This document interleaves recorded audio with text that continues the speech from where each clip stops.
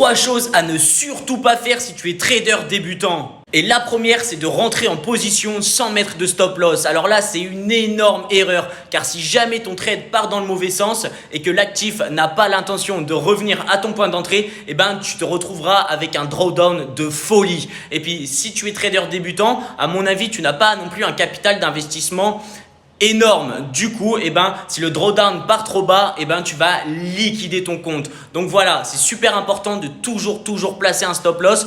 Comment décider où mettre son stop loss quand tu rentres en position? Eh ben, il faut que tu regardes ton capital d'investissement. Il faut aussi que tu regardes ce que tu souhaites aller chercher dans ce trade. Et il faut toujours que eh ben, lorsque tu rentres en position, le gain soit plus élevé que le risque potentiel de perte. Et la deuxième, c'est de ne jamais entrer en position si vous ne le sentez pas. Voilà. Alors, je sais, c'est dur lorsqu'on est trader débutant d'avoir 100% confiance lorsqu'on entre en position. Il y a toujours du stress, il y a plein d'émotions qui viennent, il y a plein de doutes aussi. Mais en fait, ce que je veux dire par là, c'est que lorsqu'on est trader débutant, eh ben, on va avoir tendance à regarder ce qui se passe et ce qui se dit sur les canaux à Telegram, sur les serveurs Discord, mais aussi si autour de nous on a des amis qui tradent aussi, on va avoir tendance à les écouter. Et si jamais eh ben, vous avez quelqu'un que vous voyez partir en buy sur le gold, quelqu'un d'autre à côté partir en sell sur le gold, etc.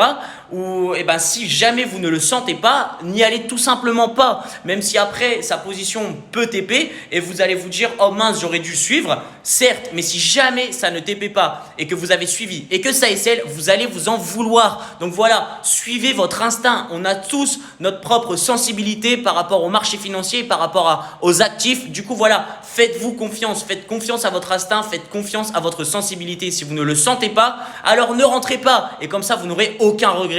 Et la troisième chose, c'est de faire super attention lorsque tu rentres en position à bien gérer ton lot. Pourquoi? Eh ben, tout simplement parce que je vois beaucoup trop de traders débutants qui prennent une de leurs premières positions et qui prennent un lot de 1 alors qu'ils ont un capital de 200 €. Eh ben, il faut savoir que si par exemple tu rentres en position sur le gold avec un lot de 1 et un capital d'investissement de 200 €, il suffit que le gold fasse un drawdown de 30, 40, 50 pips et boum, ton compte il est liquidé. Tu ne pourras pas suivre tout simplement. Du coup voilà, faites super attention à la gestion des lots selon votre capital d'investissement.